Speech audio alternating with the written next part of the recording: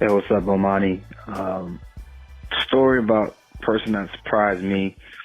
It was freshman year of college.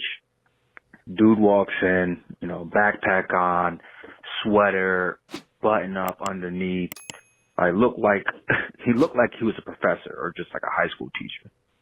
He walks in, he's like, all right, who's got next? And he changes his clothes. Dude pulls out, he's wearing soccer shorts now. And this is like before like the 7-inch shorts were in, like the shorter shorts by athletes. Everyone's in there, the shorts touching the knees and everything. So he's out there in soccer shorts. It's like, gets the ball, starts warming up. And his first move was a drop step, two-handed dunk. And dude is my height at 5'10", maybe like an inch taller, inch shorter. Who knows? But his first move on the court, freshman year, no one has ever seen him before, was a drop step, two-handed dunk. And then he goes to then do a windmill as another warm-up dunk. And we also became best friends. I see him a few times a few times a year. But yeah, great guy. But never would have thought him walking into the gym that he would be on that. Yeah, they had to call him something. He out here, white dude, 5'10", two-hand. No. They called him something. I don't know what it is, but they definitely called him something. Hey, what's up, Bomani? This is Sadat X, old school rapper from the group Brand Nubian. You might have heard of us, or maybe you didn't. I wanted to know, what is your favorite basketball team of all time? My team was the 1994 Knicks. I thought we had it that year. Game 5, a day that will live in infamy. In the middle of the game, all of a sudden they flash in, and OJ's driving, Al Collins is driving OJ in the back of a pickup truck that's going slow as hell. In the middle of an important game like that, where, oh my God, we watching the game at the house and we were like, yo, either catch OJ or OJ speed the hell up Al, do something. And they just, from that game on, the momentum was off. Game 7 when John Starks went crazy. And at the time, I was living in Harlem with an actress named Regina Hall. And she had a whole bunch of people in the house and some people from Houston there. And we watching the game, and I made everybody be quiet. I was like, listen, it's no talking, absolutely no talking. And the game was going, and the people from Houston at the end of the game were celebrating. They had on Houston jerseys. I had my Knicks jersey on when I had to go outside. I was walking around Mount Morris Park in Harlem, and one of my mans ran up on me, and he was like, Sadat, are you crying? I was like, nah, man, like, I got something in my eye, man. Like, subconsciously, I was crying. Then I was walking around. It took me about a good month to recover from that, man. But that's what I wanted to tell you. Love that you're back on the air, man. I mean, yeah, I love the podcast. I listen. I work at Duke Raleigh. #1 fan right there, man. Keep it going. First of all, Sadat X just called up and hit us with, baby, you've heard of us, baby, we have it, about Brand Nubian. Shaw, we talk about Brand Nubian. And I will say this, because me and my man were just talking about this the other day, that Brand Nubian's All for One it's a super, super dope ass record. But for people from New York, it is a next level, like hard to explain because of where they was at. But nah, shouts out to him. I'm from Houston, so I remember that game. I wasn't a Rockets fan, but it was still wild. It's like we got OJ over here. Like, I felt like the Rockets was getting disrespected, to be honest. Like, it's just like, damn, man, they're in the NBA Finals. They can't even get the whole screen. I think, though, my favorite NBA team, probably the 2012 or 2013 Miami Heat. Like, that run of LeBron versus the entire world was just amazing. And I don't know how much it had to do with the Heat. I don't know how much it had to do with LeBron, and just how much it had to do with all the people that hated them. I hated them even more. Like we was Voltroning, man. I was rooting for a team that Shane Battier was on. Hi, Bomani. This is Justin from Florida. My best/worst Christmas memory was one day when my family decided to go on a road trip after we opened up Christmas presents. My sister was home from college for the first time and decided to browse through the cookies and internet history on the family computer. She discovered that my brother had been looking up porn.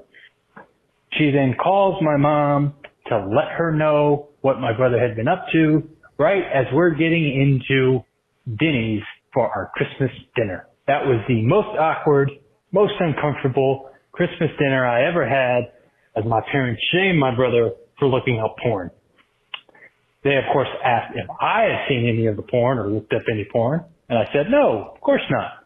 Later on, my brother confronted me about why I didn't fess up, for which I responded, well, you're the one who first showed me the porn. Did you want another charge of corrupting the youth? The worst part was, this was the late 90s. We had dial-up. It wasn't even video. It was pictures that would take 5 minutes to load. So that was my worst Christmas memory. Thanks, Bomani. You had to want it back in the day. Like, you really had to put in a measure of grind. I just want to say this, and you just not really going to talk but so crazy to me when you taking me to Denny's on Christmas. I didn't even know Denny's was open on Christmas. I don't know if you have to make a reservation. I don't feel like anybody's happy to be there. I don't any of that. But I just feel like if I'm living a life that involves us going to Denny's on Christmas, like, we ain't got enough love in the house to feel like you can't just scramble up some eggs and stuff here, okay? If we got to go to Denny's on Christmas, maybe you might understand why maybe, just maybe, I deserve to look at some nakedness every now and then. I don't care how old I am. Hey, Bo. I was thinking about what y'all said about that one time that white boy gave it to you. I was junior in high school. I played varsity ball. I played against this white dude. He was a freshman. I P-rolled his ass all up and down the field, right? The next year, we played him again, and I don't know what the white boy did. He had been spending all summer in the weight room, and he had grew 3 inches. So anyway, we playing against each other again, and our quarterback threw a pick, and I'm running down the field trying to chase after the dude who caught the pick, and all of a sudden, out the side of my eye, that boy came over there and blasted the shit out of my ass. He stood over me and he said, am I still too small now, bitch? And boy, I was ashamed as hell. But anyway, bro, y'all keep doing what y'all doing. Y'all keep up the good work. Love the show, bro. Oh my God, he spent the whole off season listening to the Rocky soundtrack. He was listening to AC/DC Back in Black, and then he go over to Rocky. Yo, what's going on, Bo? All right, man. I did a stint as a limousine driver, and I was trying to catch a time constant in Malibu. But I got off late, and I pull up in the sedan at a town car. I'm suited and booted. There were people out front checking, tickets or whatever. They said, hey, man, it's sold out. Are you on the guest list? And I said, absolutely, I'm on the guest list. So they looked for my name, and they couldn't find it because it wasn't there.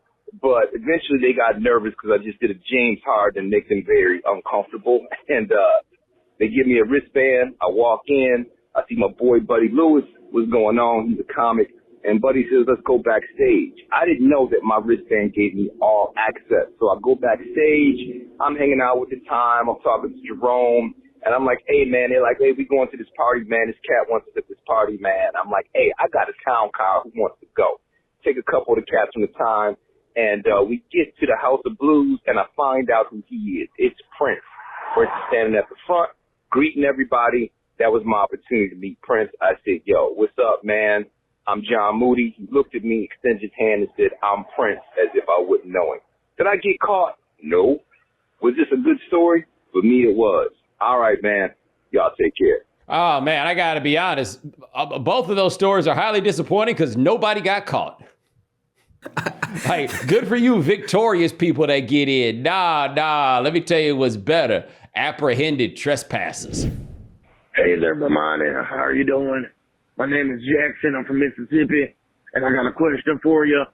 I let my son, he's 14, I let him beat me in basketball.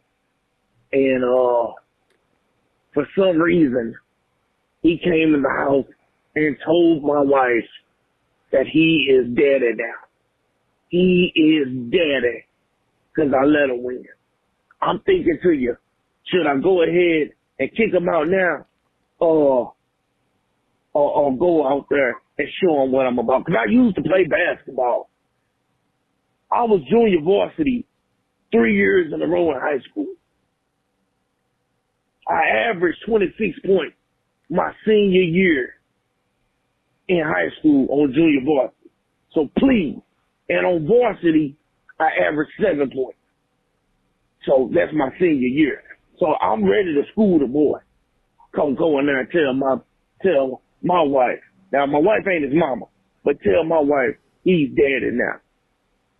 All right, Bo, you have a good one. Get back to me. Let me know what I need to do. Hold up. He told your queen, who ain't even your wife, that he daddy now? I don't even think that this so much now is about winning at basketball. I can't believe that you let him win in the first place. That's your own fault. And in some ways, I feel like you've earned what's come here. But I feel like the only way for you to take the power back, you do have 2 options. One of them is to kick him out of the house, but I feel like it's a little early for that right now. Number 2, pretty simple. Hard foul.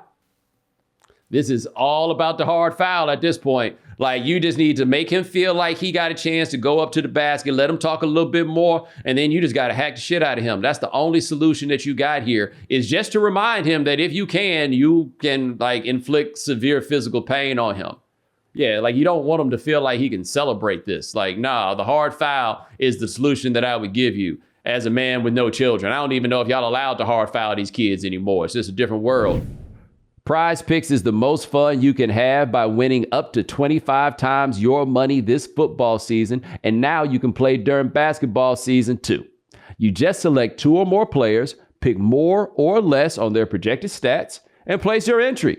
And with the NBA back, you can now pick combo projections across football and basketball from the Specials League, a league created specifically for combo projections that includes 2 or more players from different sports or leagues. Prize Picks is really simple to play. You can make your picks and submit your entry in less than 60 seconds. And if you stick around for the end of the show, you'll get to hear some picks from producer Sean that can either help you win or make you fail miserably. So make sure you go to prizepicks.com/Bomani and use code Bomani for a first deposit match up to $100. That's prizepicks.com/Bomani. Prize Picks, daily fantasy sports made easy.